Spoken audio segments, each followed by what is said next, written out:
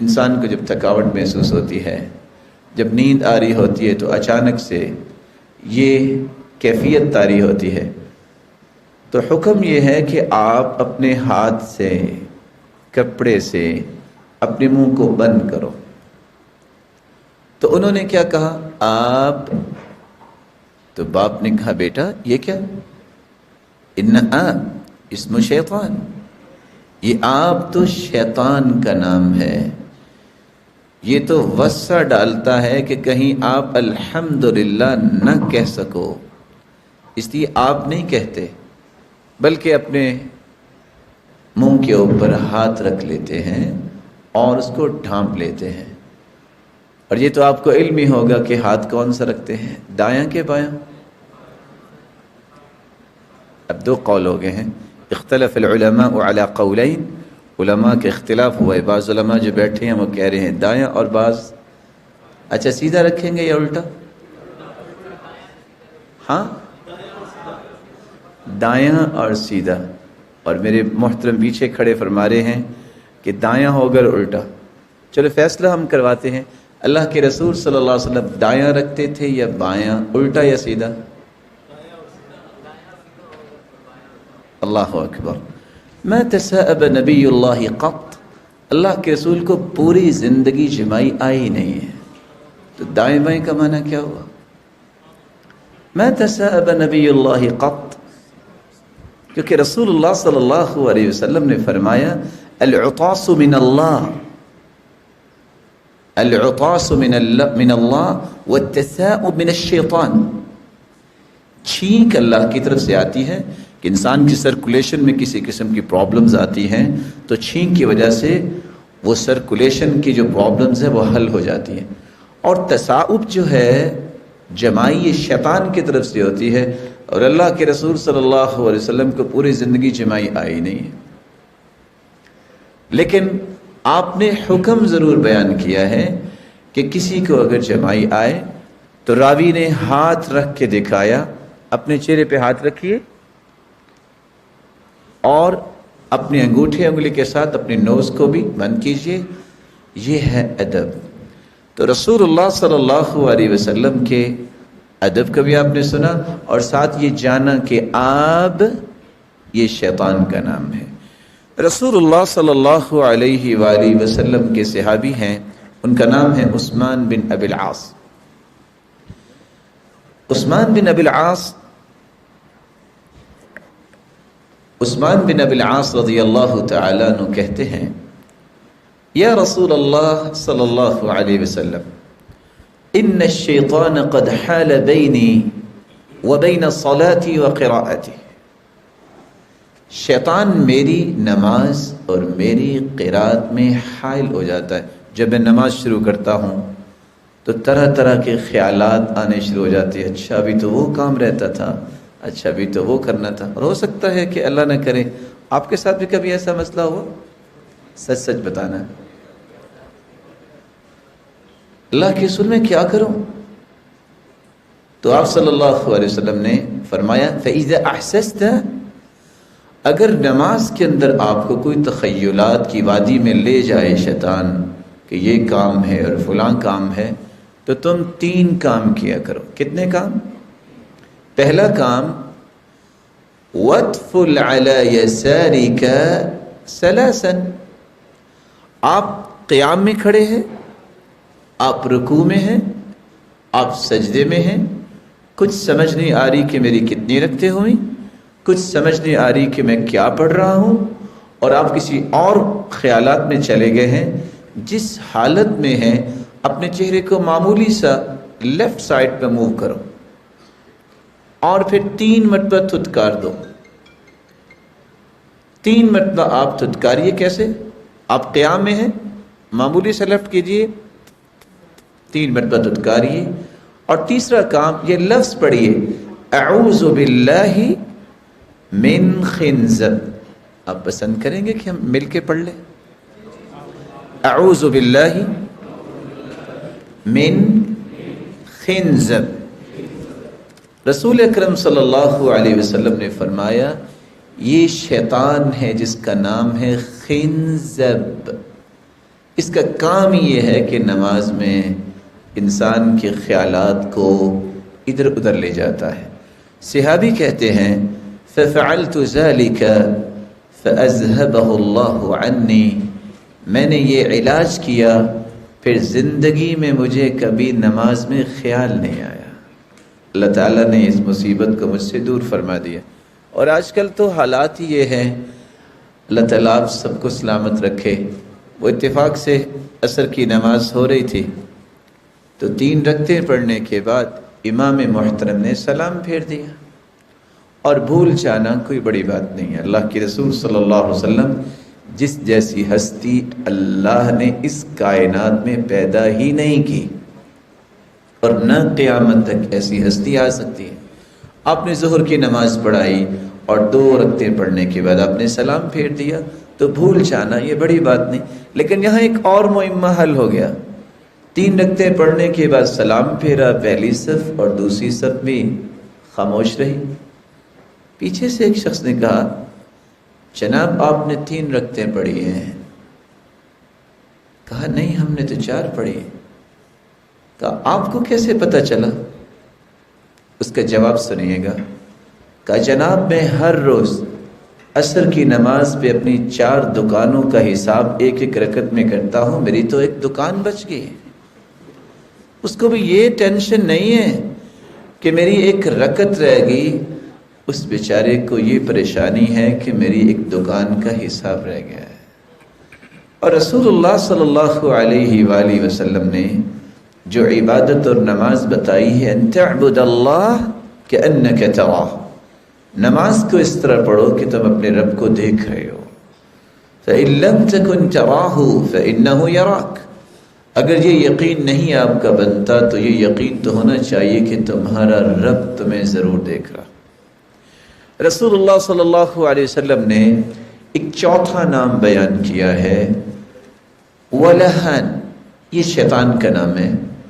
یہ وضو کے اندر وسع ڈالتا ہے۔ آپ نے دیکھا ہوگا، اللہ نہ کرے کہ آپ میں سے کوئی ایسا ہو، بعض لوگ وضو کرنے لگتے ہیں اور وضو کرتے ہی جاتے ہیں۔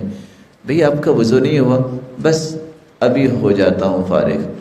اب حدیث کہتی ہے کہ آپ وضو کے اعضاء کو 1 مرتبہ بھی دھو سکتے ہیں، 2 مرتبہ بھی دھو سکتے ہیں، اور 3 مرتبہ بھی دھو سکتے ہیں۔ اور 3 مرتبہ سے زیادہ جو وضو کے اعضاء کو دھوتا ہے، وہاں لفظ ہے فقد اعتدى وظلم واساء، اس نے برائی بھی کی، اس نے زیادتی بھی کی، اس نے ظلم بھی کیا۔ کیونکہ اللہ کے رسول صلی اللہ علیہ وسلم نے اپنے وضو کے اعضاء کو 3 مرتبہ سے زیادہ نہیں دھویا۔ امام مالک رحمۃ اللہ علیہ کے پاس ایک شخص آ گیا۔ شیطان جب وسع ڈالتا ہے تو صرف وضو میں نہیں ڈالتا، غسل میں بھی ڈالتا ہے۔ بعض لوگ شاور لینے لگیں گے 1 گھنٹہ لگائیں گے، اور ابھی بھی ان کو شک ہوگا نہ جانے میں نے غسل صحیح کیا ہے کہ نہیں کیا۔ تو امام مالک رحمۃ اللہ علیہ کے پاس ایک شخص آیا اور کہتے ہیں میں نے ویسے 5 مرتبہ غسل کیا ہے، 5 مشکیزیں بہائے ہیں، لیکن ابھی مجھے شک ہے کہ پتہ نہیں میرا غسل ہوا ہے کہ نہیں ہوا۔ تو انہوں نے بڑے ہی خوبصورت انداز میں ایک بات کہہ دی، کہا آپ پہ تو غسل فرض ہی نہیں ہے۔ کہا جی وہ کیسے؟ کہا مجنون پہ تو کوئی غسل فرض نہیں ہوتا۔ 5 مشکیزیں پانی کے آپ نے ضائع کر دیے، اور ابھی آپ یہ سوچ رہے ہو کہ میرا غسل ہوا ہے کہ نہیں ہوا۔ یہ شک پیدا کرنا یہ شیطان کا کام ہے۔ ولہان وضو کے اندر شک پیدا کرتا ہے۔ آپ 6 سے 7 مرتبہ بازو کو دھوتے ہیں اور ابھی یہ ہوتا ہے پتہ نہیں دھلا ہے کہ نہیں دھلا۔ انسان کو ہمیشہ یقین پہ بنیاد رکھنی چاہیے۔ الیقین لا یزول الا بالیقین، شک تو کوئی ایسا کلیہ اور قاعدہ نہیں ہے جس کی بنیاد پہ انسان یقین کو توڑ دے۔ تو رسول اللہ صلی اللہ علیہ وسلم کے اس فرمان میں ولہان ایک شیطان کا نام آیا ہے، اگرچہ اس حدیث پہ علماء نے کلام بھی کی ہے۔ شیطان کی کنیت ابو قطرہ ابو مرہ ہے۔ ابو قطرہ کا مطلب آگ والا، اس کا کام ہی ہے آگ کی دعوت دینا، اور ابو مرہ کا مطلب کڑواہٹ والا، اس کے پیچھے جو لگتا ہے اس کی زندگی میں کوئی لذت نہیں رہ جاتی۔ رسول اللہ صلی اللہ علیہ وسلم کے اوپر جو قرآن نازل ہوا ہے وہ شیطان کی اصلیت کو ظاہر کرتا ہے۔ آپ نے بھی سنا ہوگا شیطان فرشتہ تھا، شیطان تو یہ تھا، لیکن صحیح فیصلہ اللہ تعالیٰ کا ہے، اور جو قرآن مجید نے بیان کر دیا ہے شیطان یہ فرشتہ نہیں تھا بلکہ یہ جن تھا۔ ارشاد ربانی ہے وَإِذْ قُلْنَا لِلْمَلَائِكَةِ اسْجُدُوا لِآدَمَ فَسَجَدُوا إِلَّا إِبْلِيسَ كَانَ مِنَ الْجِنِّ فَفَسَقَ عَنْ أَمْرِ رَبِّهِ أفتتخذونه وذريته أولياء من دوني وهم لكم عدو بئس للظالمين بدلا وإذ قلنا للملائكة اسجدوا لآدم، اور جب ہم نے کہا فرشتوں سے کہ تم بھی سجدہ کرو تو فرشتوں نے تو سجدہ کیا، لیکن ابلیس نے سجدہ نہ کیا۔ کان من الجن، یہ ابلیس یہ جنوں میں سے تھا۔ ففسق عن امر ربه، اس نے اپنے رب کی نافرمانی کی۔ افتتخذونه وذريته اولیاء، جس شیطان نے اپنے رب کی نافرمانی کی ہے کیا تم اسے اور اس کی اولاد کو اپنے دوست بناؤ گے؟ وَهُمْ لَكُمْ عَدُوٌّ، وہ بھی تمہارا دشمن ہے اور اس کی اولاد بھی تمہاری دشمن ہے، اس لیے اس کو دوست مت بناؤ۔ اور آپ نے ابھی چند لمحات پہلے یہ بات سنی کہ ہر سرکشی کرنے والا، نافرمانی پہ اپنے آپ کو لگانے والا شیطان ہوتا ہے۔ شیطان جنوں میں سے بھی ہے جو بنیادی طور پہ تھا، اور شیطان انسانوں میں سے بھی ہوتے ہیں۔ رسول اللہ صلی اللہ علیہ وسلم نے مسجد میں بیٹھے سیدنا ابو ذر رضی اللہ تعالی عنہ سے کہا تعوذ باللہ من شیاطین الانس والجن، اللہ کی پناہ میں آ جایا کرو کہ آپ کو شیطان جن، آپ کو انسان شیطان جو ہے ان دونوں سے اللہ بچا لے۔ صحابی سوال کرتے ہیں یا رسول اللہ اول الانس شیاطین، جنوں میں سے تو شیطان ہیں لیکن کیا انسانوں سے بھی کوئی شیطان ہوتا ہے؟ کہا تو آپ نے قرآن نہیں پڑھا؟ تو اللہ کے رسول صلی اللہ علیہ وسلم نے قرآن مجید کی یہ آیت پڑھ کے سنائی وَكَذَلِكَ جَعَلْنَا لِكُلِّ نَبِيٍّ عَدُوًّا شَيَاطِينَ الْإِنسِ وَالْجِنِّ يُوحِي بَعْضُهُمْ إِلَى بَعْضٍ زُخْرُفَ الْقَوْلِ غُرُورًا وَلَوْ شَاءَ رَبُّكَ مَا فَعَلُوهُ فَذَرْهُمْ وَمَا يَفْتَرُونَ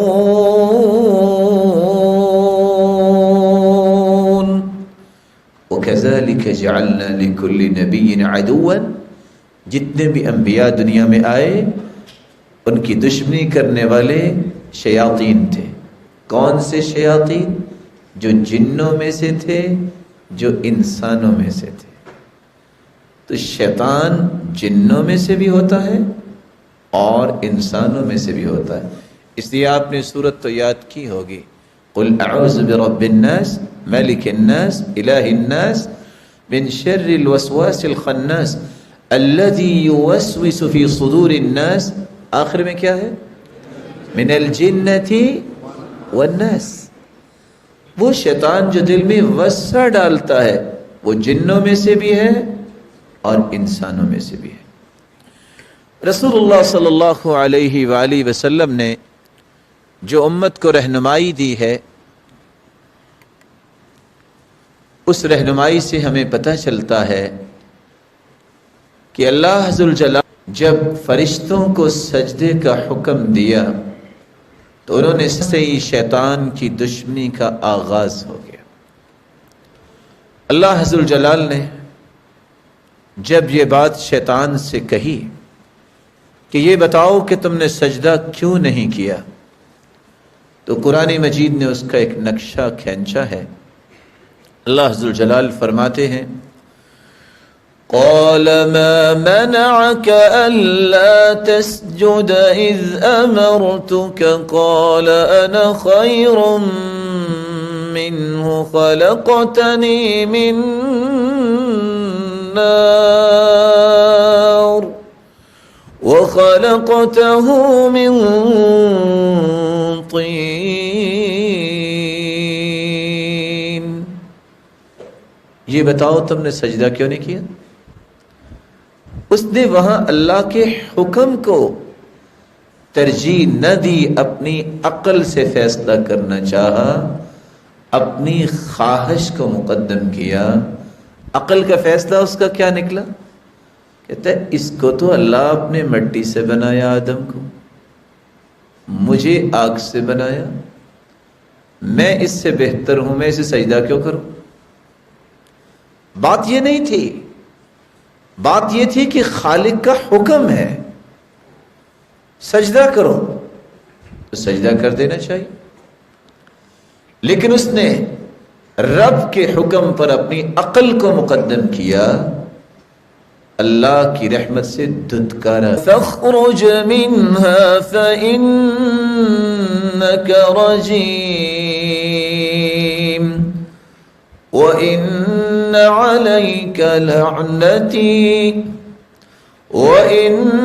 عليك لعنتي إلى يوم الدين۔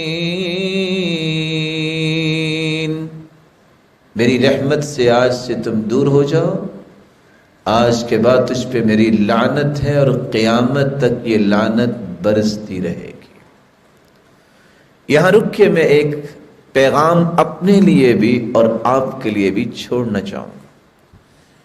زندگی کے لیل و نہار میں جو یہ حیات مستعار مجھے اور آپ کو ملی ہے، گنے ہوئے دن، جب اللہ ذوالجلال کا حکم آئے قرآن کی صورت میں، اس کے رسول کا حکم آئے حدیث کی صورت میں، ان دو فیصلوں کے سامنے اپنی رائے کو مقدم کرنا یہ اللہ کی رحمت سے محروم ہونے کا راستہ ہے۔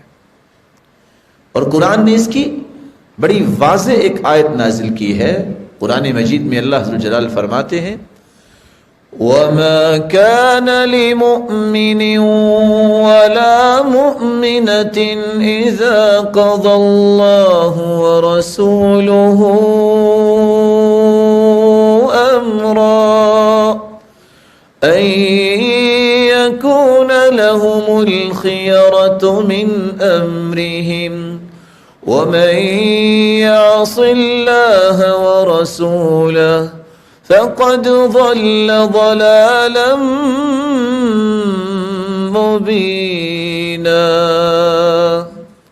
کسی مومن مرد کے لیے جائز نہیں، کسی مومنہ عورت کے لیے جائز نہیں کہ جب اللہ کا فیصلہ آ جائے قرآن کی شکل میں، اس کے رسول کا فیصلہ آ جائے حدیث کی شکل میں، پھر وہ اپنی منمانی کرے، پھر وہ اپنی رائے کو مقدم کرے، اپنی سوچ کو، اپنی دانش کو مقدم کرے۔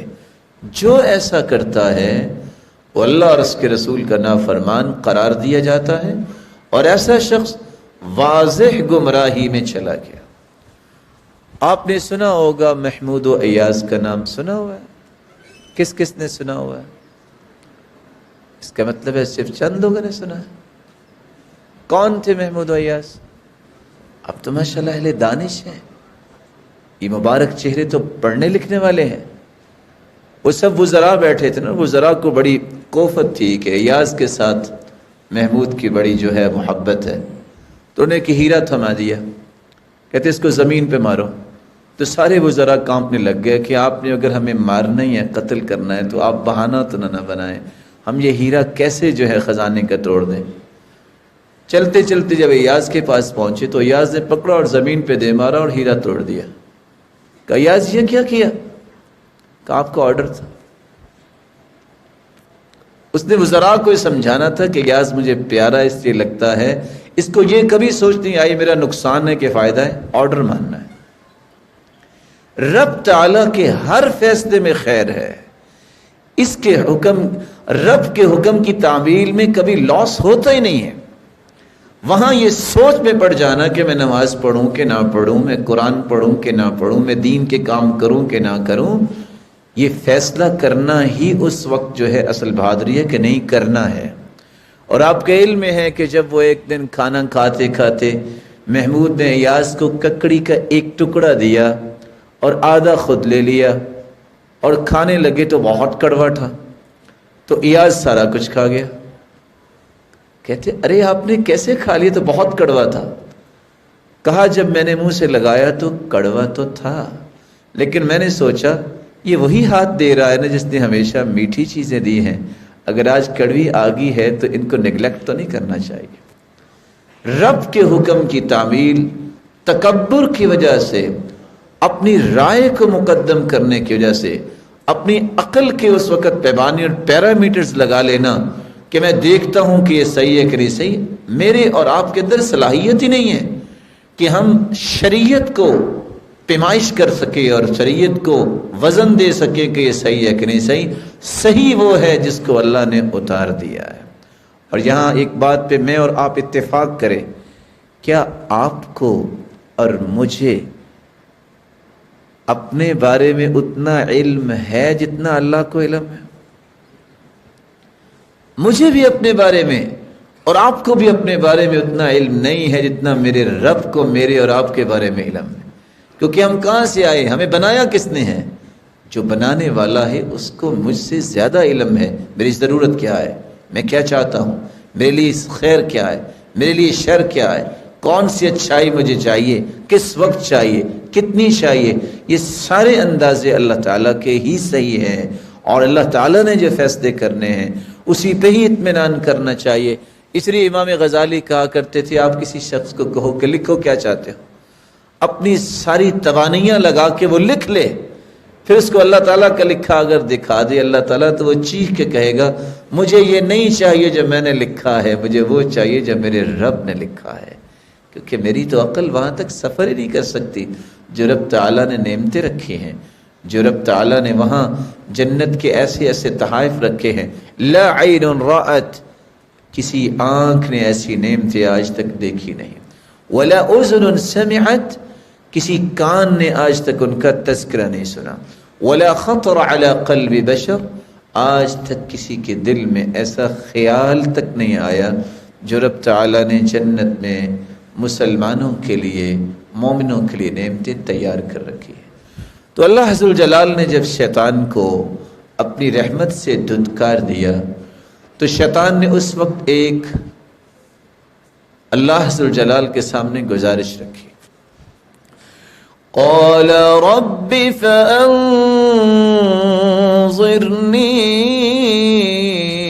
الى یوم یبعثون قال فإنك من المنظرين إلى يوم الوقت المعلوم قال فبعزتك لأغوينهم أجمعين إلا عبادك منهم المخلصين.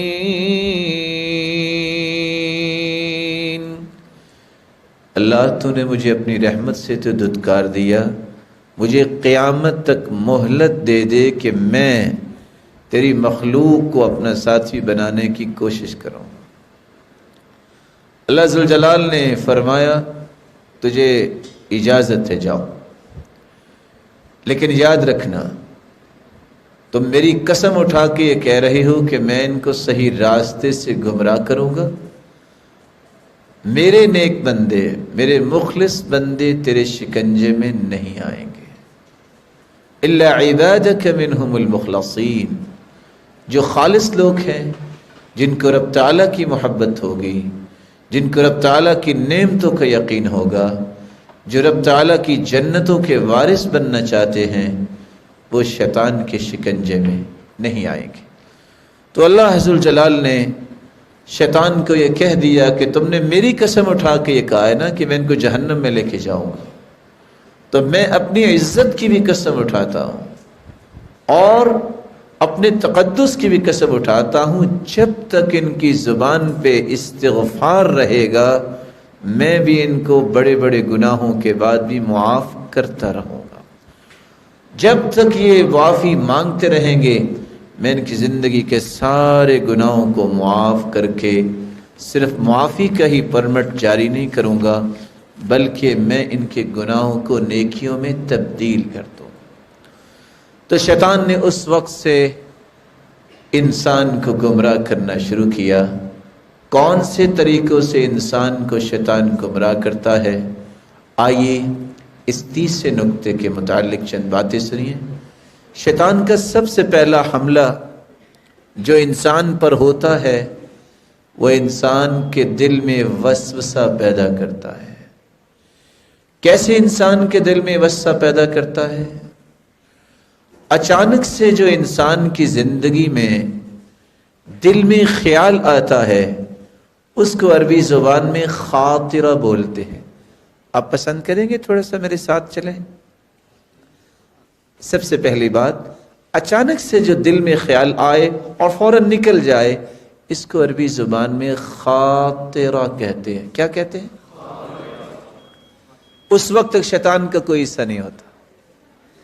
اعوذ باللہ کہہ کر، اعوذ بوجہ اللہ کہہ کر اگر آپ وسوسے کو نہیں توڑتے تو تھوڑا سا وقت اور آپ کے دل و دماغ میں اس فکر، اس سوچ نے گزارا تو یہ وسوسہ ہم بن جائے گا۔ کیا بن جائے گا؟ فکر۔ یہ فکر کا روپ دھار لیتا ہے۔ آپ اس فکر کو بھی توڑ سکتے ہیں، اللہ کا ذکر کرنے لگ جائیں، استغفر اللہ، لا الہ الا اللہ، لا حول ولا قوت الا باللہ۔ اگر آپ اس فکر کو بھی نہیں توڑتے تو یہ آپ کا ارادہ بن جائے گا۔ آپ کا ارادہ اگر بن گیا ہے آپ اس کو بھی توڑ سکتے ہیں۔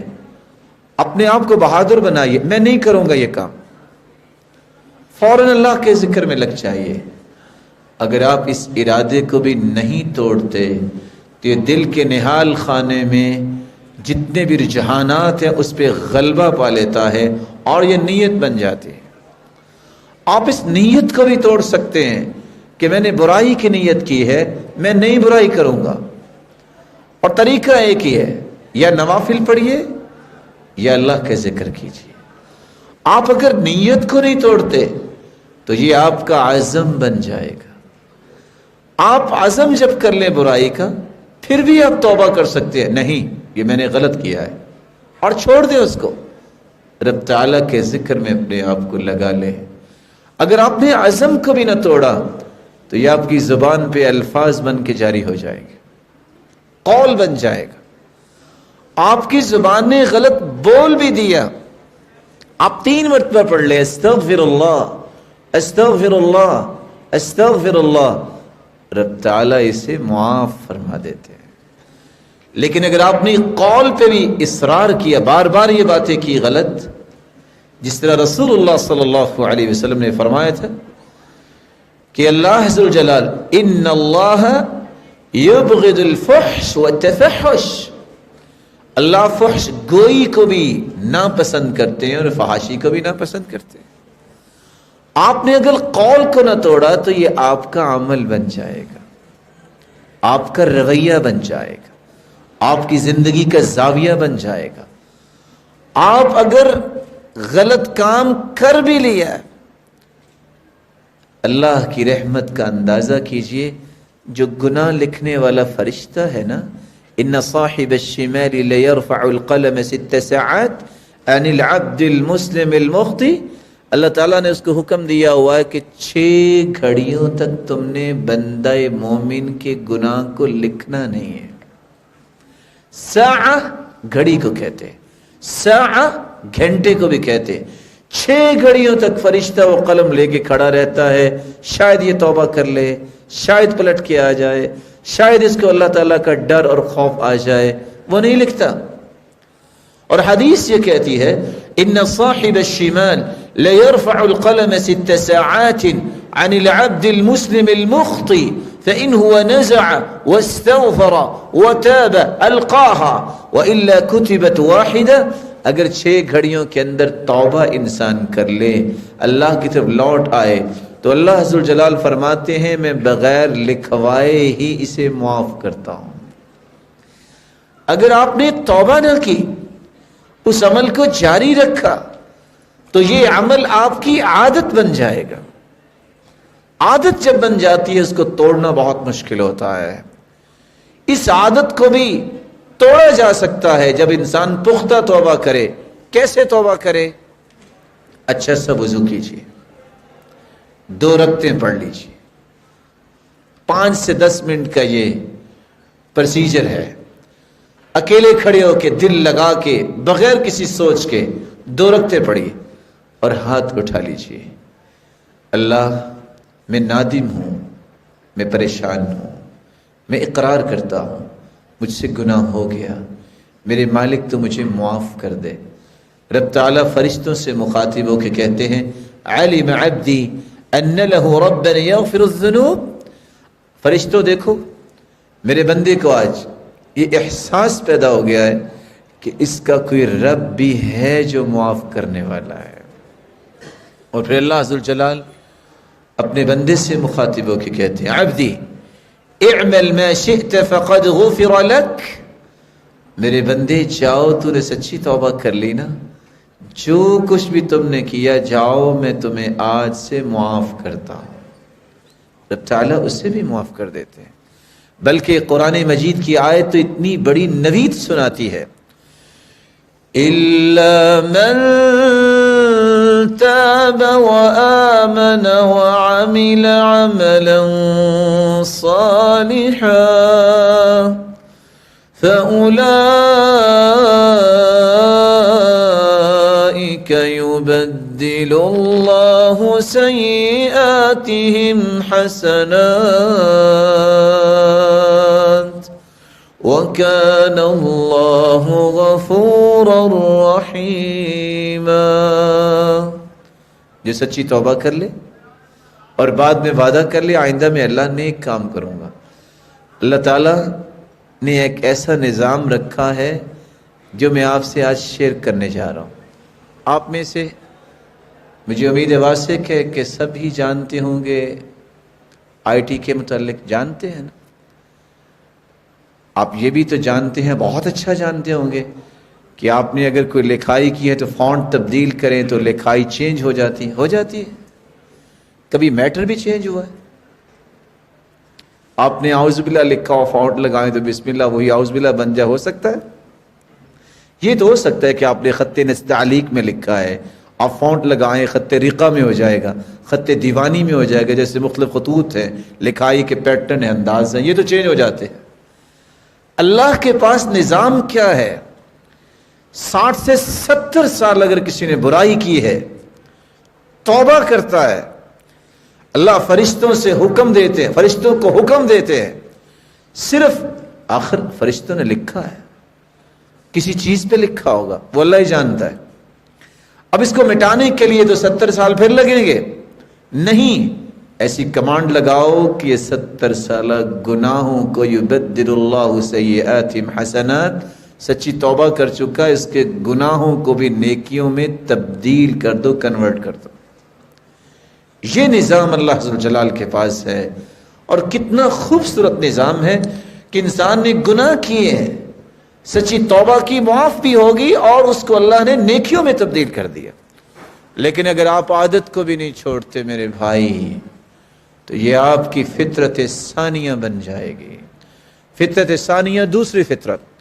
فطرت اولا کیا ہے؟ اسلام، कुल्लु मौलूदिन यूलदु अलल फित्रा फअबवाहु युहव्विदानी औ युनस्सिरानी औ युमज्जिसानी।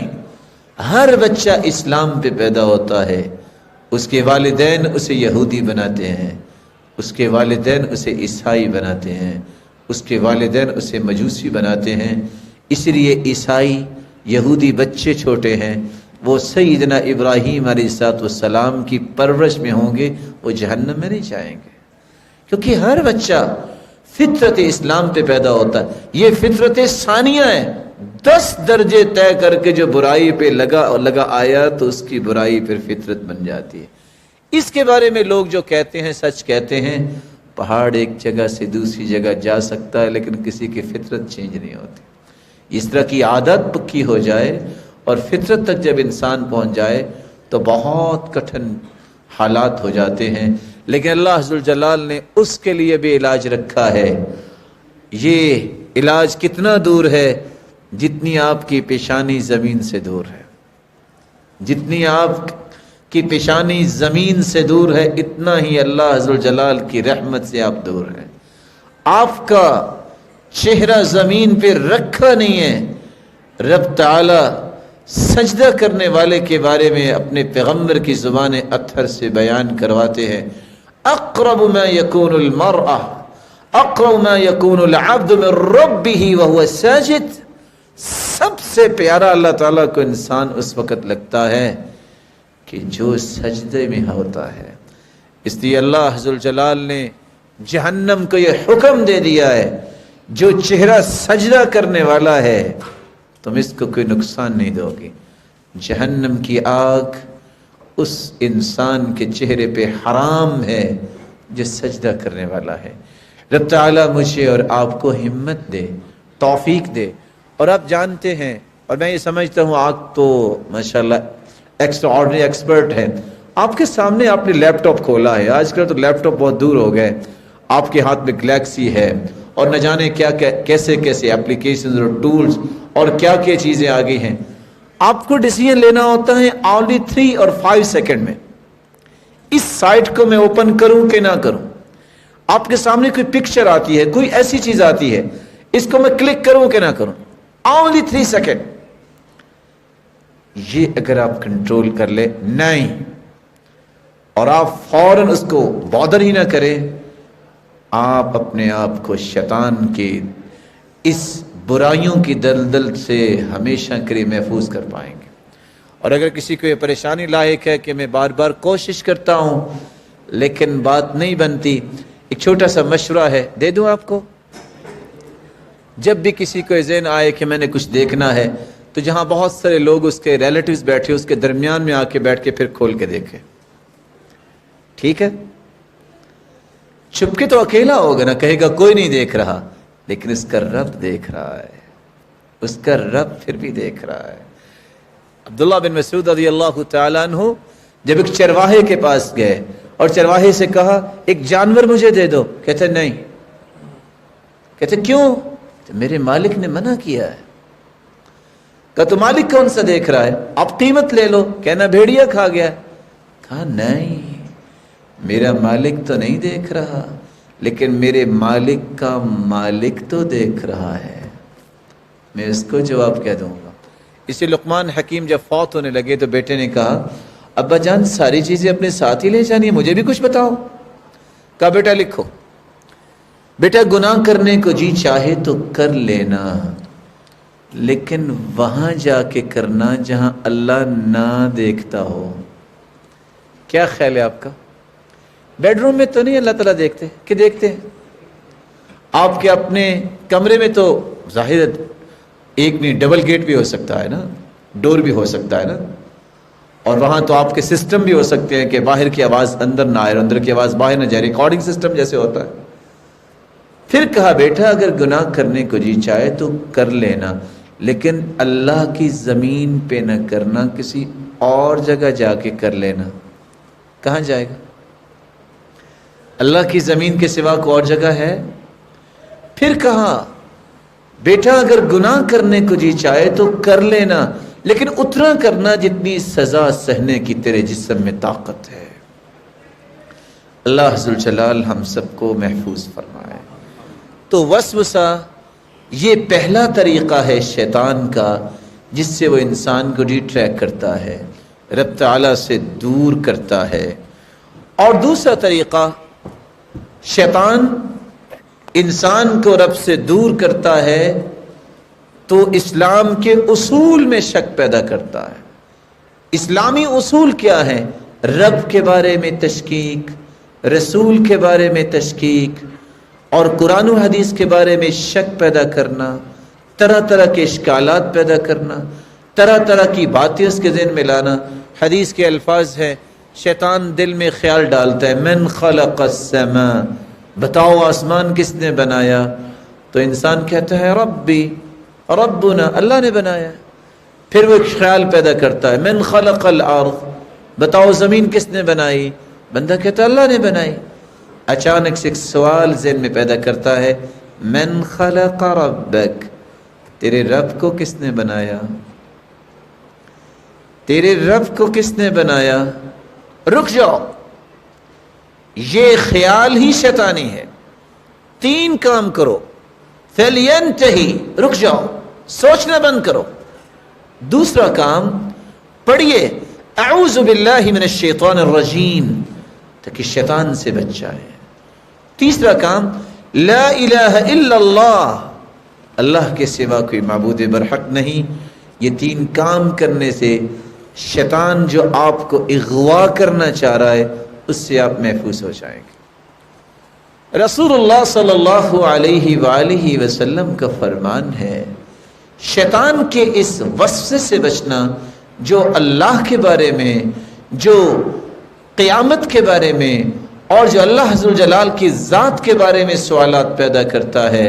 حکم یہ تفکروا فی آلاء اللہ ولا تفکروا فی اللہ، اللہ کی نعمتوں میں غور کیا کرو، اللہ کی ذات کی کنہ میں مت جاؤ۔ اچھا قبر کیسے ہے، اس کے اندر کیسے فرشتے آتے ہوں گے، میرا رب جانتا ہے۔ قیامت کا ماحول، جنت جہنم کیسے ہے، جیسے قرآن و حدیث نے بیان کر دی۔ میرا اور آپ کا ایمان ہونا چاہیے۔ اور یہاں میں رک کے، یوتھ کسی بھی معاشرے کی بہت بڑی نعمت ہوتی ہے، یاد رکھیے گا، کسی بھی معاشرے کے اندر یوتھ بہت بڑی نعمت ہوتی ہے۔ مستقبل کی بھاگ ڈور اللہ تعالیٰ نے ان کے ہاتھ میں دینی ہوتی ہے۔ اس لیے آپ اپنے آپ کو کبھی معمولی نہ سمجھیں۔ نہ جانے آپ میں سے کتنے لیڈرز بیٹھے ہیں اور کتنے قوم کے رہبر و رہنما بیٹھے ہیں اور کتنے اقتصادیات کے اندر کل کو عالمی منڈی میں نام پیدا کرنے والے ہوں گے، اور کتنے ایسے لوگ ہیں جن کو دیکھ کے لوگ اپنی زندگی اور فیوچر کی پلاننگ کریں گے۔ اپنے آپ کو کبھی بھی یہ نہ سمجھے گا کہ ہم تو کچھ نہیں کر رہے۔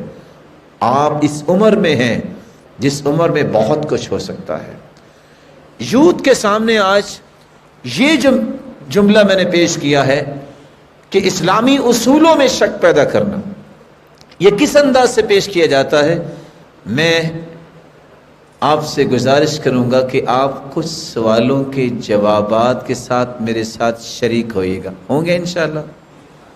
میں 4 کلمے بولنا چاہ رہا ہوں، آپ بتائیے گا صحیح ہیں کہ نہیں۔ سب سے پہلا کلمہ، ہمیں آزادی چاہیے۔ آزادی بری ہے کہ اچھی؟ جواب دیجیے۔ ڈاکٹر صاحب آپ نے کچھ کہا تو نہیں؟ مجھے تو بہت اچھے لگ رہے ہیں ماشاءاللہ۔ اب تھوڑا سا جواب دیجیے۔ ویسے بریک فاسٹ کر کے آتے ہیں؟ اللہ آپ کو برکت دے۔ سب سے پہلا جو جملہ بولا جاتا ہے، ہمیں آزادی چاہیے، نو ڈاؤٹ آزادی ہونی چاہیے۔ دوسرا جملہ، مساوات ہونی چاہیے، نو ڈاؤٹ مساوات کو پسند کریں آپ۔ تیسرا جملہ، رواداری ہونی چاہیے، سنا کبھی؟ اور ہونی چاہیے۔ چوتھا جملہ، ترقی ہونی چاہیے، اور ترقی ہونی چاہیے۔ ہم تو چاہتے ہیں مسلمان زندگی کے ہر میدان میں سب سے آگے نظر آئیں۔ فرق کیا ہے؟ فتنہ کہاں ہے؟ حقیقت کیا ہے؟ یوتھ کو یہ بات سمجھنا ضروری ہے. میرے اور آپ کے نزدیک سب سے پہلا جملہ آزادی یہ ہے، میں آزادی کے ساتھ نماز پڑھوں، میں آزادی کے ساتھ روزہ رکھوں، میں آزادی کے ساتھ تجارت کروں، میں آزادانہ طریقے سے اپنی زندگی کو انجوائے کروں اسلامی اصولوں کی روشنی میں آزادانہ طریقے سے اپنی زندگی کو خوبصورت بناؤں، اپنے رشتہ داروں سے ملوں، اپنے دوستوں سے ملوں. یہ آزادی ہے. لیکن آزادی مغرب کیا دیتا ہے؟ غور کیجئے گا، قرآن مجید کو آپ دیکھتے ہیں وہاں بار بار لفظ آتا ہے عبد، بندہ غلام ہے کس کا؟ اللہ کا. اس کو رب کی بات ماننی ہے اور آزادی لینی ہے. آزادی رب کی باتوں کو چھوڑ کر نہیں، رب کے احکامات کو مان کے آزادی لینا، یہ ہر مسلمان کی خواہش ہونی چاہیے. لیکن قرآن نے عبد کا لفظ بولا. آپ بائبل کو اٹھائیں گے وہاں پہلے یہ لکھا جاتا تھا مین کائنڈ. اس کی ٹرانسلیشن کیا کریں گے آپ؟ وہ بھی یہ تصور قائم کرتے تھے کہ اللہ کوئی ہے، گاڈ کوئی ہے. لیکن جب کانٹ آیا ہے، ریگارڈ آیا ہے، مستشرقین جو اورنٹیلزم کے شاہکار تھے، ہیوم نے سب سے آ کے یہ جملہ چینج کیا ہے، مین کائنڈ نہیں، ہیومن کائنڈ. اور کیا کہنا چاہا؟ سوچ میری، ذہن میرا، ذہانت میری، جب میں سوچ سکتا ہوں تو فیصلہ بھی میں خود کر سکتا ہوں، مجھے کسی رب کی ضرورت نہیں ہے. آپ کو پسند ہے یہ آزادی؟ مغرب یہ آزادی چاہتا ہے. دشمن کے وار کو سمجھیے. رب تعالیٰ کے پیغمبر نے فرمایا تھا قیامت کے نزدیک لوگ شراب کو کہیں گے، اس کا نام اچھا بنا دیں گے. آج وہی بات ہے، مائے مقدس، پاک پانی. شراب اور پاک پانی یہ کیسے ہو گیا؟ اللہ کے رسول صلی اللہ علیہ وسلم نے 10 چیزوں پہ لعنت کی اور اس کے لیے 4 بڑے لفظ بولے. ام الخبائث، یہ خباثتوں کی جڑ ہے. ام الفواحش، یہ فحاشیوں کی جڑ ہے. اور ام الداء، یہ بیماریوں کی جڑ ہے. اور اللہ کے رسول صلی اللہ علیہ وسلم نے فرمایا کہ شراب یہ انسان جب پی لیتا ہے 40 دن تک اس کی عبادت تو قبول نہیں ہوتی. مغرب یہ آزادی چاہتا ہے. ہم کیا آزادی چاہتے ہیں؟ مسلمان کو کیا آزادی ہونی چاہیے؟ جو عمر رضی اللہ تعالیٰ عنہ نے کہی تھی، اِنَّا كُنَّا أَذَلَّ قَوْمٍ فَأَعَزَّنَا اللَّهُ بِالْإِسْلَامِ فَمَهْمَا نَطْلُبُ الْعِزَّ بِغَيْرِ مَا أَعَزَّنَا اللَّهُ بِهِ أَذَلَّنَا اللَّهُ. ہم ذلیل ترین قوم تھے، اللہ نے ہمیں عزت اسلام کی وجہ سے دی ہے. ہم نے اگر اسلام کو چھوڑ کر کسی اور طریقے سے عزت چاہی تو وہ رب ہمیں دوبارہ ذلیل کرنے پہ قادر ہے. آزادی کو پسند کرنا چاہیے، لیکن وہ آزادی جو میری اور آپ کی عقل مانتی ہے. آپ کو اللہ تعالیٰ ایسی آزادی دے، آپ دنیا میں جہاں بھی جائیں عزت کے ساتھ جائیں، لوگوں کو یہ علم ہو یہ مسلمان ہے. یہ آزادی ہے. اپنے من کا غلام بن کے آزادی لینا یہ مغرب کی آزادی ہے، یہ مسلمانوں کی آزادی نہیں ہے. سورج کہاں غروب ہوتا ہے؟ بولیے. سورج غروب ہوتے یہ ضرور پیغام دیتا ہے. میں بھی جب مغرب کا رخ کرتا ہوں نا تو غروب ہی ہوتا ہوں. اگر آپ مغرب کے پیچھے آئیں گے تو آپ کی عظمت غروب ہو جائے گی. مغرب میں سورج طلوع اس دن ہوگا جس دن قیامت آنی ہے. اللہ ذوالجلال فرمائیں گے آج مغرب سے طلوع ہو جاؤ. دوسرا نعرہ کون سا دوسرا نعرہ تھا؟ کسی کو یاد ہے؟ مساوات. مساوات کا مطلب ہوتا ہے برابری. کیا ہوتا ہے؟ برابری. آپ برابری پسند کرتے؟ بولیے. میں یہ بات آپ کے دل تک پہنچانا چاہ رہا ہوں. کل کو آپ کسی فیکٹری کے مالک بن جائیں، آپ کو پسند ہوگا کہ جتنے ورکر کام کرنے والے ہیں وہ بھی آپ کے پارٹنر ہوں؟ بولے. تو پھر آپ مساوات تو پسند نہیں کرتے. ہاں بہت اچھا بولا آپ نے. مساوات کو آپ پسند نہیں کر رہے. پھر آپ چاہیں گے جتنے سارے بیٹھے ہیں آپ پاکستان کے پرائم منسٹر بن جائیں ایک ہی وقت میں؟ وقفے وقفے سے بن سکتے ہیں نا. پسند ہے آپ کو؟ اس کا مطلب یہ نکلا کہ یہ مساوات برابری ہونی چاہیے. کہاں؟ یہ کسی کو پتہ ہی نہیں ہے. اسلام دین عدل ہے، اسلام دین مساوات نہیں ہے. اسلام کے جو اصول ہیں وہ دین عدل ہیں، جو جس مرحلے میں ہے اس کو پورے حق ملے. ایک پرائم منسٹر ہے ہمارے لیے بہت محترم ہے، ایک رعایا ہے، اس کے بھی پورے حقوق ہیں. مساوات کا مطلب یہ ہے کہ سب کو برابر کیا جائے، یہ اسلام کا اصول نہیں.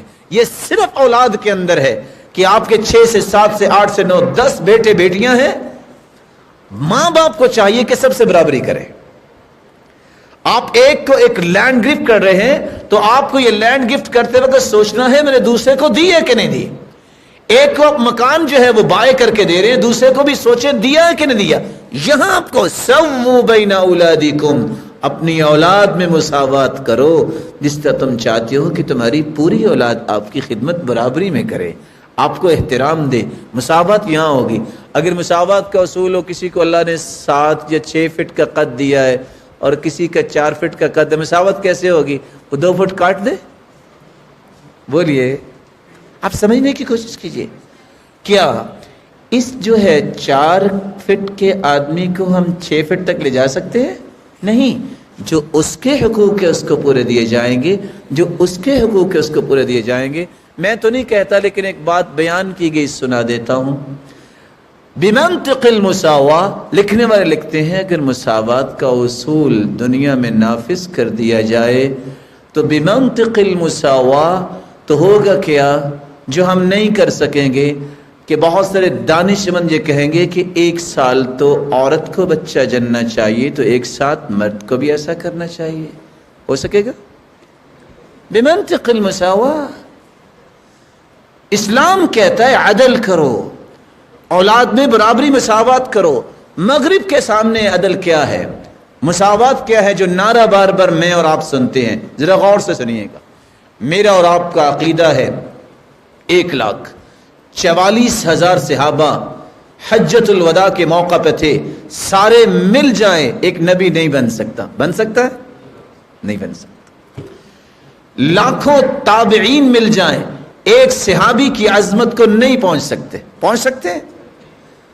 بلکہ ابو الدرداء کی روایت سنیے، ساری دنیا نیکیاں کر لے، ایک گھڑی جو صحابی نے اللہ کے رسول کے ساتھ گزاری ہے اس کی قیمت ادا نہیں ہو سکتی.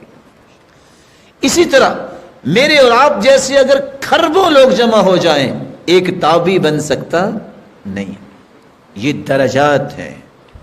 مغرب کہتا ہے مساوات کا معنی یہ ہے نبی ہو، صحابی ہو، تابعی ہو، تبع تابعی ہو یا عام شخص ہو یا کوئی نعوذ باللہ کافر ہو، سب برابر ہیں. برابر ہیں. یہ ہے مغرب کی مساوات. اس وار کو سمجھیے. اسلام کے اندر شک پیدا کرنے کے یہ وار ہیں. تیسری بات رواداری ہونی چاہیے. رواداری کا کیا مفہوم ہے؟ آپ تو ماشاءاللہ پڑھے لکھے بیٹھے ہیں، ہم نے تو آپ سے اس طرح کی باتیں لینی ہیں. رواداری کس کو کہتے ہیں؟ ٹالرنس. بہت اچھا لفظ بولا. برداشت. آپ کسی بھی معاملے میں ٹالریٹ کریں. سماحہ، وسعت ظرفی کا مظاہرہ کریں. کہاں؟ مسلمانوں کے درمیان یا کافروں کے درمیان؟ مسلمانوں کے درمیان. جہاں پہ ضرورت ہو. اچھا لفظ ہے. یہ الگ بات ہے کہ مانیں گے یا نہیں مانیں گے. رواداری کا مفہوم اسلام نے یہ دیا ہے کہ آپ کے ساتھ مسلمان ظلم بھی کرے معاف کر دو، ٹالریٹ کرو. کوئی گالی دے آپ اس کو دعا دو، معاف کر دو. لیکن کافر آپ کو تہ تیگ کر دے آپ ٹالریٹ کرتے رہے، ٹھیک ہے؟ بولے نہیں. رواداری کا مفہوم اسلام کا آپ نے سمجھا. معاشرے کے اندر محبت، احترام، اخلاق، نرمی کو عام کیا جائے. معاف کرنا سیکھیے. سب سے افضل ایمان یہ ہے الصبر والسماحہ. صبر کرنا اور ٹالریٹ کرنا، برداشت کرنا، یہ سب سے افضل ایمان ہے. لیکن مغرب کیا کہتا ہے؟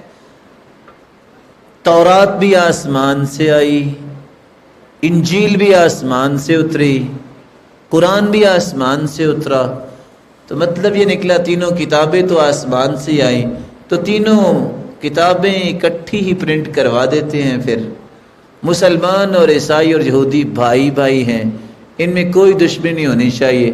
یہودی ایک دن میں 1,00,000 مسلمان بھی مار دیں تو برداشت ہی کرنا چاہیے، بولے۔ عیسائی اگر جو ہے وہ ذبح کر دیں 1,00,000 لوگوں کو، برداشت ہی کرنا چاہیے، ٹھیک ہے یہ برداشت۔ جو شخص اپنے حفظ کی حفاظت نہیں کر سکتا، ایتھکس کی حفاظت نہیں کر سکتا، اور مجھے وہ جملہ یاد آ رہا ہے جو جملہ کہنے والے نے کہا تھا، وہ کہا کرتے تھے جو شخص اپنے دین اور وطن کی حفاظت نہیں کر سکتا وہ اپنے دین اور وطن کی طرف نسبت کرنے کا حقدار نہیں ہے۔ مسلمان کو ذبح کروا لینا اور پھر کہنا کہ مسلمان اور کافر بھائی بھائی، یہ نہیں ہو سکتا۔ مسلمان بھائی بھائی ہیں، یہاں تفرقے ختم کیجئے، احترام کو غالب کیجئے، سب مسلمان بھائی ہیں، کسی پہ کوئی کفر کا فتویٰ نہ لگائیے، ٹالریٹ، کسی کی بات کو برداشت کیجئے، احترام دیجئے اور عزت دینا سیکھیے۔ آپ کو بھی اللہ عزت دے گا جب آپ دوسرے کو عزت دیتے ہیں۔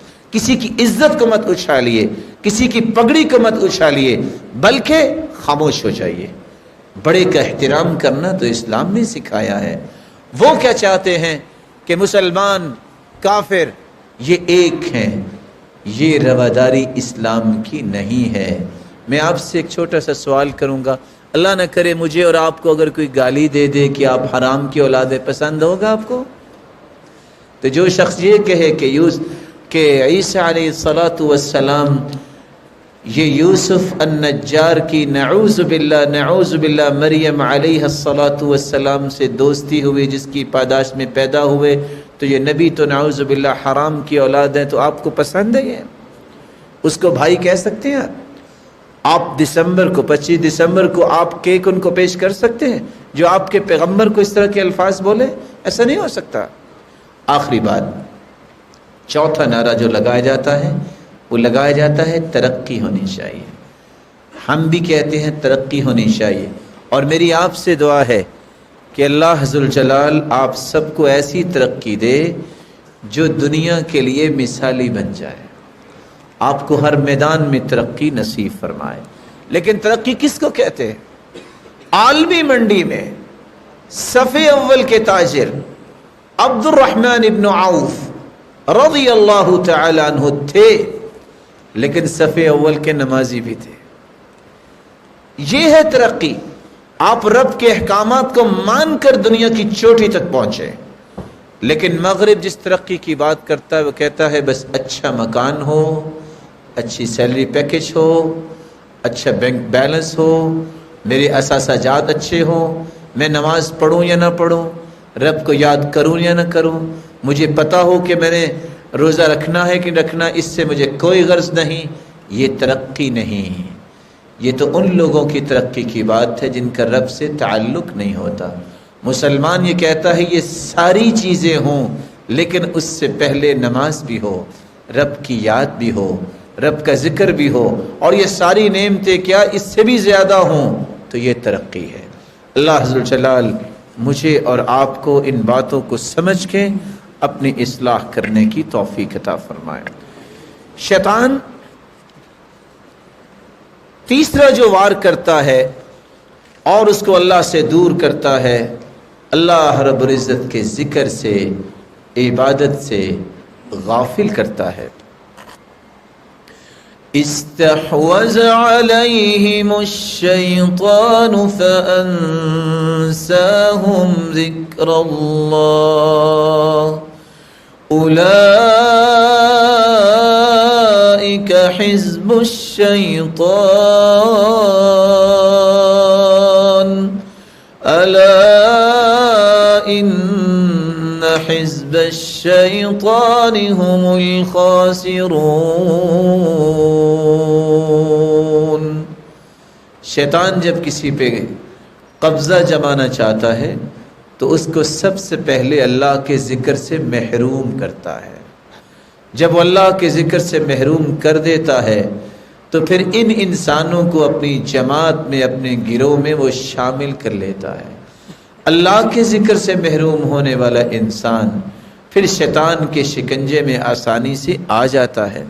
بلکہ دوسری جگہ اللہ ذوالجلال فرماتے ہیں انما يريد الشيطان ان يوقع بينكم العداوة والبغضاء في الخمر والميسر ويصدكم عن ذكر الله وعن الصلاة فهل أنتم منتهون۔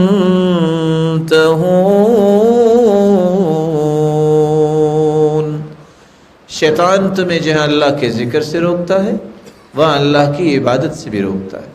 اس کا جی چاہتا ہے، وہ چاہتا ہی یہ ہے کہ کسی طریقے سے نماز چھوڑیں، کسی طریقے سے نماز میں سست ہو جائیں۔ رسول اکرم صلی اللہ علیہ وسلم نے یہ بھی فرمایا کہ شیطان جہاں سستی پیدا کرتا ہے وہاں بے حیائی کو خوبصورت بنا کے، باطل کو مزین کر کے انسان کے سامنے پیش کرتا ہے۔ اور چوتھا اس کا جو بڑا وار ہوتا ہے، برے لوگوں کی صحبت کو خوبصورت بناتا ہے۔ ایسے لوگ جو نماز نہیں پڑھیں گے، جو شراب نوشی کریں گے، جو شیطان کے شکنجے میں آ چکے ہیں، ایسے لوگوں کو دوست بنانے کی خواہش پیدا کرتا ہے۔ اور قرآن کی آیت کو سنیے وَيَوْمَ يَعَضُّ الظَّالِمُ عَلَى يَدَيْهِ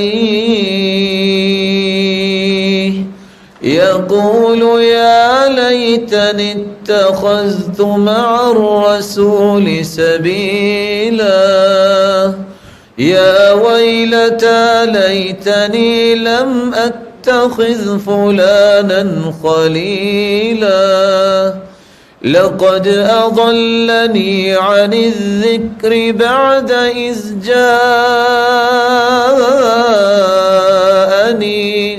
وَكَانَ الشَّيْطَانُ لِلْإِنسَانِ خَذُولًا۔ قیامت کو انسان اپنے ہاتھوں کو چبائے گا اور کہے گا ہائے کاش میں نے فلاں کو دوست نہ بنایا ہوتا، قرآن میرے پاس تھا، اس دوست نے مجھے قرآن سے دور کیا، میں نماز تو پڑھتا تھا، اس دوست نے مجھے اس دین سے دور کیا۔ وَكَانَ الشَّيْطَانُ لِلْإِنسَانِ خَذُولًا، اور شیطان تو انسان کو ذلیل ہی کرنا چاہتا ہے۔ بات تو دوست کی ہو رہی تھی قرآن میں، اس شیطان کا تذکرہ کیسے آ گیا؟ مفسرین کہتے ہیں کہ وہ دوست جو آپ کو نماز سے روکتا ہے، قرآن سے روکتا ہے، اچھائی سے روکتا ہے، وہ انسانی شکل میں شیطان ہی تو ہے، اس سے بچیے۔ المرء علی دین خلیلی، ہر شخص اپنے دوست کے دین پر ہوتا ہے۔ فَلْيَنْظُرْ إِلَى مَنْ يُخَالِلْ، غور کر لیا کرو آپ کس کو دوست بنانے جا رہے ہو۔ المرء مع من احب، جو جس سے محبت کرتا ہے اسی طرح ہی ہو جاتا ہے۔ المجالسہ تولد المجانسہ، جس کے ساتھ بیٹھیں گے اسی کی عادات آپ کے اندر آ جائیں گی۔ لا تسأل عن قرینہ، لا تسأل عنہ وسل عن قرینہ، وکل قرین بالمقارن یقتدی، کسی کے بارے میں جاننا ہو تو اس کے دوستوں کو دیکھیے، جیسے دوست ہوں گے ویسا وہی ہوگا۔ قل لمن تعاشر قلت من انت، مجھے اتنا بتاؤ تم بیٹھتے کس کے ساتھ ہو، کہنے والا کہتا ہے میں تمہیں یہ بتاؤں گا کہ تمہاری حقیقت کیا ہے۔ اس لیے اللہ کے رسول نے مثال دی ہے، اچھا دوست کستوری والا ہے اور برا دوست بھٹی میں پھونک لگانے والا ہے۔ کستوری والے کے پاس اگر آپ جائیں، یا تو اما ان یحزیک، آپ کو گفٹ دے گا کستوری، اگر وہ گفٹ نہیں دیتا آپ خرید لیں گے، گفٹ سے بھی آپ کو خوشبو آئی، آپ نے خرید لی کستوری تب بھی خوشبو آئی، نہیں تو کستوری والے کے پاس بیٹھنے سے جب تک آپ بیٹھے رہیں گے آپ خوشبو میں معطر رہیں گے۔ اچھے دوست کے پاس جب آپ جاتے ہیں، اچھا دوست آپ کو اچھی نصیحت کرتا ہے، یا آپ اس سے کچھ سوالات کر کے پوچھ کے کچھ رہنمائی لے لیتے ہیں، اور نیک لوگوں کے پاس بیٹھنے سے بھی اللہ کی رحمت کا نزول ہوتا ہے. اور برا دوست اس پھونکنے میں پھونک مارنے والا ہے جو آگ جلا رہا ہے، آپ اس کے پاس جائیں گے یا تو چنگاری اڑے گی، آپ کے لباس کو جلا دے گی، نہیں تو دھواں تو برداشت کرنا پڑے گا. برا دوست بھی ایسے ہی ہوتا ہے، یا تو آپ کو اپنی برائی میں لپیٹ لے گا، برا بنا لے گا، نہیں تو آپ کو ذلت تو سہنی پڑے گی. اور آج تو حقائق یہ بتاتے ہیں کہ اگر 3 بجے کوئی شخص مسجد کا رخ کر رہا ہو نا تہجد پڑھنے، اور کچھ چور بھی جا رہا ہو، نہ اس کو پتا یہ کون ہے نہ اس کو پتا یہ کون ہے، اور چوری ہو جاتی ہے، تو FIR میں نام کس کا آتا ہے؟ دونوں کا. کیوں؟ حالانکہ وہ بیچارہ تہجد پڑھنے مسجد جا رہا ہے، معمولی سے ساتھ کی وجہ سے بھی اس کو مصیبت آ جاتی ہے. اس لیے 5واں طریقہ جس سے شیطان اللہ عز الجلال کی رحمت سے انسان کو دور کرتا ہے، وہ گھروں کو خراب کرتا ہے، میاں بیوی کی لڑائی کرواتا ہے، مسلمانوں کے آپس میں تعلقات کو خراب کرتا ہے. رسول اکرم صلی اللہ علیہ وسلم نے فرمایا ان الشیطان اعیس ان یعبدہ المصلون فی جزیرۃ العرب. شیطان مایوس ہو گیا، جزیرہ عرب کے لوگ شیطان کی پوجا نہیں کریں گے، ولیکن بالتحریش بینہم، لیکن ایک دوسرے کے خلاف باتیں کر کر کے لڑائیاں کروا دے گا. اور اللہ کے رسول صلی اللہ علیہ وسلم نے فرمایا کہ شیطان نے اپنا تخت بنایا ہوا ہے، پانی پہ رکھا ہوا ہے، ثم یبعث سرایاہ، پھر اپنے چیلوں کو بھیجتا ہے، پھر وہ رپورٹ دیتے ہیں. حدیث لمبی ہے، صحیح مسلم کی روایت. ایک جب آ کے کہتا ہے فعلت کذا و کذا، آج میں نے اتنے قتل کروا دیے، تو شیطان ابلیس کہتا ہے ما صنعت شیئا، کیا کیا؟ مسلمانوں کے تو عقیدے بڑے اچھے ہیں، وہ کہتے ہیں بچے 2 اچھے نہیں، جتنے بھی ہوں اتنے ہی اچھے ہیں. آپ نے کتنے قتل کروائے ہیں؟ 100. اللہ تعالیٰ نے ان کو کتنے ہزاروں بچے دے دیے، تم نے کیا کیا ہے؟ وہ بیٹھ جاتا. دوسرا کہتا ہے فعلت کذا و کذا، میں نے یہ کیا. کیا کیا؟ کہتے چوری کروائی. کہ کتنی چوری ہوئی ہے؟ مسلمان تاجر سچ بولتے، جھوٹ نہیں بولتے. تم نے چند لاکھ کی چوری کروائی، ان کو کروڑوں کے پروفٹس اللہ نے دے دیے، تم نے کیا کیا؟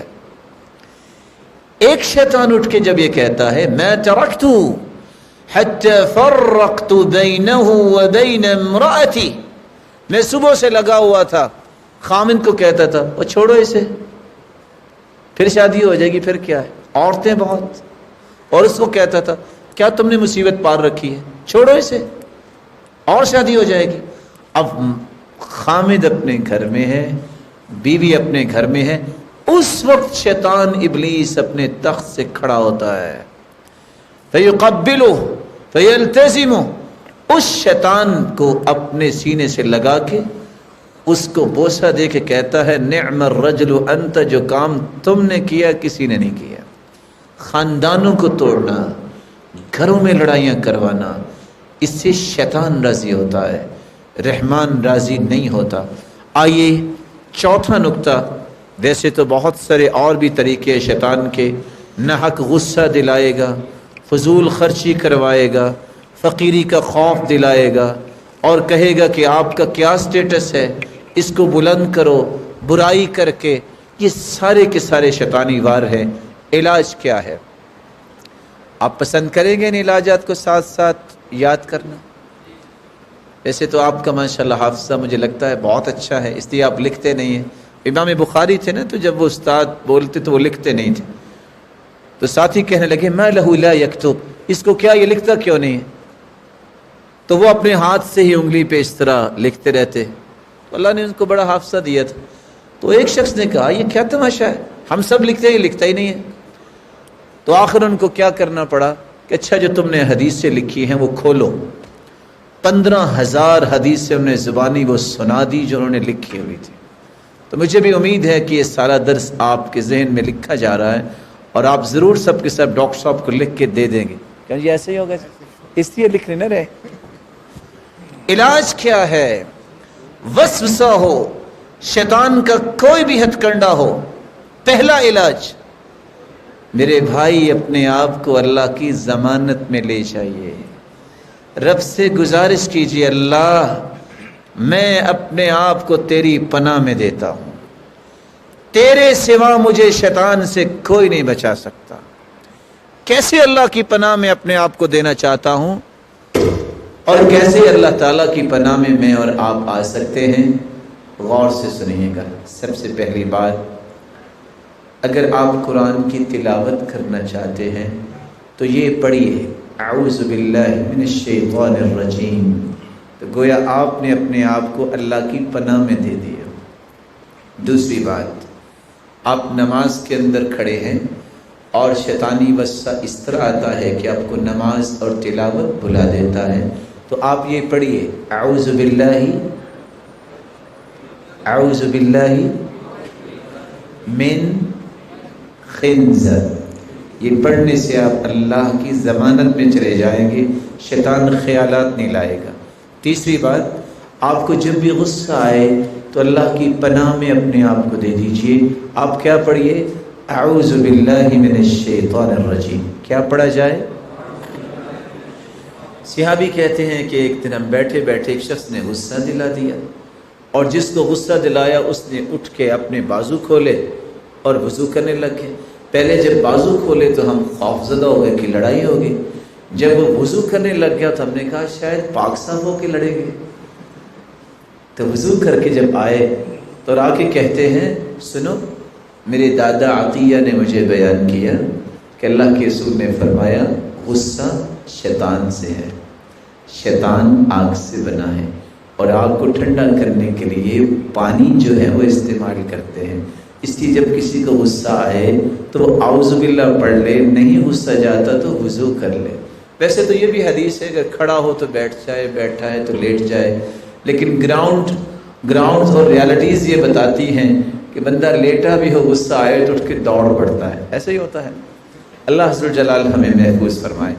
چوتھی جگہ، جب آپ کسی جگہ پڑاؤ ڈالتے ہیں، ہو سکتا ہے کہ آپ کاغان کی وادی میں جائیں یا کسی جگہ جائیں، تو آپ اللہ تعالیٰ کی ضمانت میں جائیں۔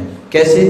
اعوذ بکلمات اللہ التامات من شر ما خلق۔ جب یہ پڑھ کے آپ کسی جگہ بیٹھیں گے، رب تعالیٰ کے فضل سے جب تک آپ اپنے گھر واپس نہیں آ جاتے، اس وقت تک آپ کو کوئی چیز تکلیف نہیں دے سکتی۔ جن تو دور کی بات ہے، شیطان تو دور کی بات ہے، موذی چیز بھی آپ کو تکلیف نہیں دے سکے گی۔ امام اوزاعی رحمۃ اللہ علیہ کہا کرتے تھے کہ میں یہ دعا تو سیکھتا سکھاتا تھا، زندگی میں ایک مرتبہ میں یہ دعا پڑھنا بھولا، اس دن ہی مجھے بچھو نے کاٹ لیا۔ پانچواں طریقہ جس سے آپ شیطانوں سے بچنے کے لیے اللہ کی ضمانت میں جا سکتے ہیں، آپ جب واش روم میں جاتے ہیں تو یہ دعا پڑھیے اعوذ باللہ بسم اللہ اللہم انی اعوذ بک من الخبث والخبائث۔ جن جو ہیں شیاطین اور جنیوں سے اللہ مجھے محفوظ فرما۔ اور یہاں رک کے میں ایک بات ضرور آپ سے کہوں گا، آپ تو نوجوان ہیں، آپ کو جنوں سے خوف تو نہیں آتا؟ نہیں آتا؟ پکی بات ہے۔ ہو سکتا ہے کہ آپ کے اندر بھی کوئی جن بیٹھا اور آپ کو نظر نہ آ رہا ہو، آپ زندگی میں خوف کھائیے گا بھی نہیں، بہادر بنیے۔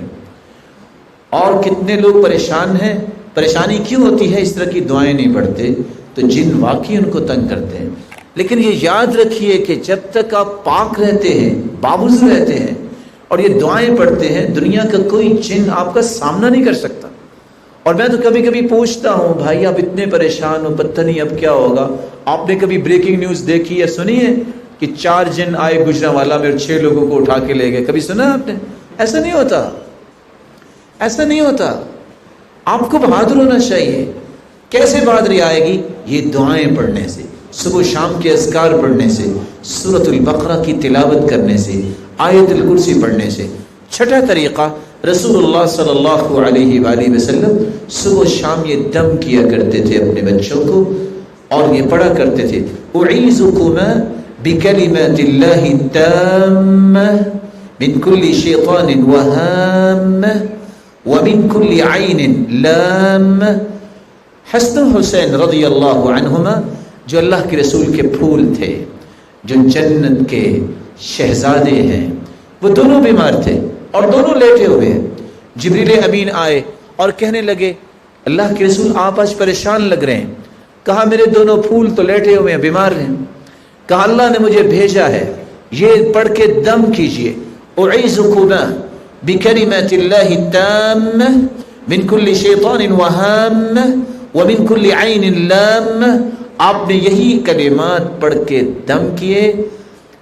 فقام یلعبان، دونوں اٹھے اور کھیلنے لگ گئے. اپنے بچوں کو بھی اللہ کی ضمانت میں دیجئے، اللہ کی پناہ میں دیجئے.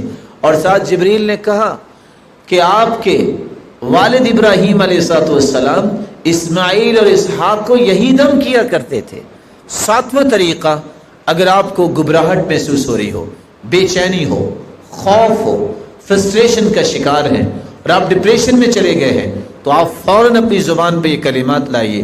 اعوذ بکلمات اللہ التامات من غضبہ وعقابہ وشر عبادہ ومن ہمزات الشیاطین وان یحضرون. یہ کلمات پڑھنے سے رب تعالیٰ بے چینی بھی ختم کرتے ہیں، خوف بھی ختم کرتے ہیں. فرسٹریشن کا شکار لوگ ریلیکس ہو جاتے ہیں. کیوں؟ کیونکہ یہ اللہ کی ضمانت میں چلے گئے. رسول اللہ صلی اللہ علیہ وسلم نے فرمایا جب آپ کتے کے بھونکنے کی آواز سنو یا گدھے کے بولنے کی آواز سنو، فوراً کہہ دیا کرو اعوذ باللہ من الشیطان الرجیم. یہ اس وقت ہی آوازیں نکالتے ہیں جب یہ شیطان کو دیکھتے ہیں، تاکہ تم شیطان کے تسلط سے بچ جاؤ. ومن صلی الفجر فی جماعہ فہو فی ذمۃ اللہ. اور اگلا طریقہ جس سے آپ رب کی ضمانت میں جا سکتے ہیں، صبح کی نماز باجماعت ادا کیجئے. وہ اللہ کی ضمانت میں چلا جاتا ہے، اللہ کی امانت میں ہوتا ہے جو صبح کی نماز باجماعت ادا کرتا ہے. اگر آپ کو خواب آیا ہے تو یاد رکھیے اچھا خواب اللہ کی طرف سے ہوتا ہے، برا خواب شیطان کی طرف سے ہوتا ہے. اور اگر برا خواب آئے تو 3 کام کیجئے. پہلا کام، اٹھ کر بائیں طرف اپنے چہرے کو کر کے 3 مرتبہ تھوک دیجئے اور یہ پڑھیے اعوذ باللہ من الشیطان الرجیم. اور تیسرا کام، صدقہ کر دیجئے، آپ کو اللہ عز و جلال محفوظ فرمائیں گے. اور یہ خواب کسی کو مت بتائیے الا علی عالم او ناصح، یا کسی عالم کو بتائیے یا اس کو جو آپ کو شریعت کی روشنی میں نصیحت کر سکتا ہے. کسی ایسے انسان کو بتائیں گے وہ آپ کے خواب سن کے خوش بھی ہو سکتا ہے کہ بہت اچھا ہوا آپ کو خوف زدہ خواب آئے. نہیں، شریعت کی روشنی میں آپ اس کا حل تلاش کرنے کے لیے کسی عالم کو بتائیے، کسی ناصح کو بتائیے. رسول اللہ صلی اللہ علیہ وآلہ وسلم نے فرمایا کہ صبح کے وقت اور شام کے وقت جو یہ دعا پڑھ لیتا ہے 24 گھنٹے اللہ کی امانت، ضمانت اور پناہ میں چلا جاتا ہے. وہ دعا کون سی ہے؟ اللہم فاطر السماوات والارض عالم الغیب والشہادہ رب کل شیء وملیکہ اشہد ان لا الہ الا انت اعوذ بک من شر نفسی وشر الشیطان والشرک. یہ الفاظ جو پڑھ لیتا ہے رب تعالی 24 گھنٹے اس کی شیطان سے حفاظت فرما دیتے ہیں. رسول اللہ صلی اللہ علیہ وآلہ وسلم نے شیطان سے بچنے کا اگلا طریقہ جو بیان کیا ہے، رات کے وقت اور ہر نماز کے بعد آیت الکرسی پڑھیے. من قرأ آیت الکرسی دبر کل صلاة مکتوبہ لم یمنعہ من دخول الجنہ الا ان یموت. جو آیت الکرسی ہر نماز کے بعد پڑھ لیتا ہے اس کی اور جنت کے درمیان صرف موت کا پردہ حائل ہے. جس دن فوت ہوگا وہ جنتی مہمان ہوگا.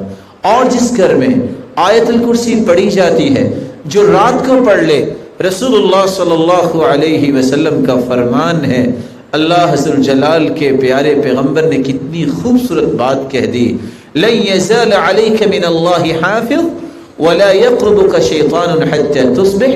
رات کو آیت الکرسی پڑھ لے، صبح تک شیطان آپ کے قریب نہیں آئے گا، بلکہ رب تعالیٰ کی طرف سے آپ کے لیے ایک محافظ، ایک نگرانی کرنے والا فرشتہ اتار دیا جائے گا.